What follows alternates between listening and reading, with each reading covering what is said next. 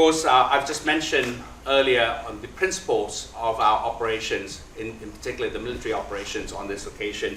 We base our principle on legitimacy, the humanitarian principle, as well as transparency in our conduct of operations, to a certain extent that we are limited to some of the classified information that we may not be able to disclose.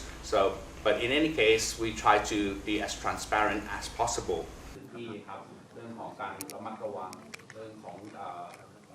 Now, concerning the situation that has taken place in the recent day, I've just reported to members of the media and members of the public that the operations are still ongoing across the border from, of course, Ubon Ratchathani down to Trat provinces. And the battlefields, or the conflicts rather, have been ongoing until today. And I'd like to say that to date, there have been some casualties among the military officers.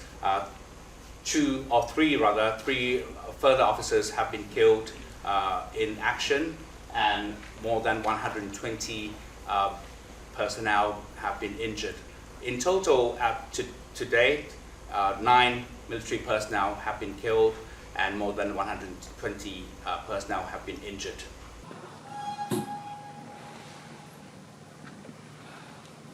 In terms of the operations of the Royal Thai Navy, who have the responsibility of the areas in Chanthaburi and Trat provinces, the Trat operations, which is the focus of the operations of today, has been conducted quite diligently and effectively by the Royal Thai Navy, and at the moment the operations is still ongoing. In terms of the roles and responsibility of the Royal Thai Air Force, the Royal Thai Air Force continues to be supportive and to provide support effort to the operations on the ground by the troops of the Royal Thai Army and the Royal Thai Navy.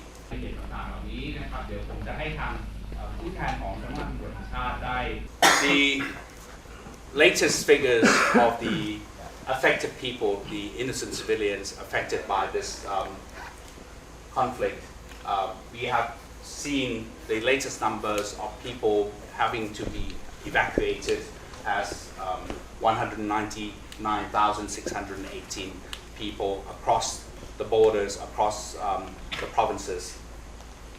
And to date, the government has provided or has prepared 849 shelter centers to accommodate all the affected victims.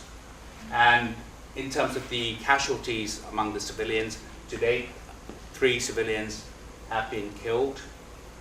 The affected hospitals, 19 hospitals has been affected, and of course the local hospitals also 180 have been affected. So these are the latest figures that we have as of the afternoon on the 10th of December. Slide ต่อไปครับ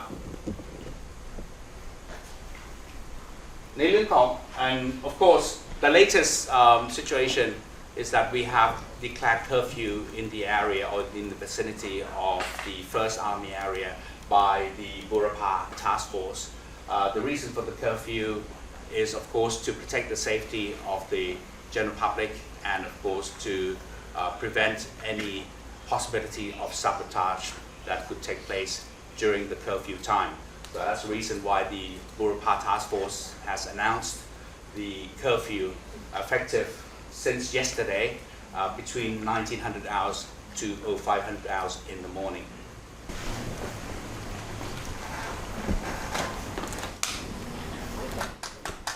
Jelajahi cara baru mendapatkan informasi. Download MetroTV Extend sekarang.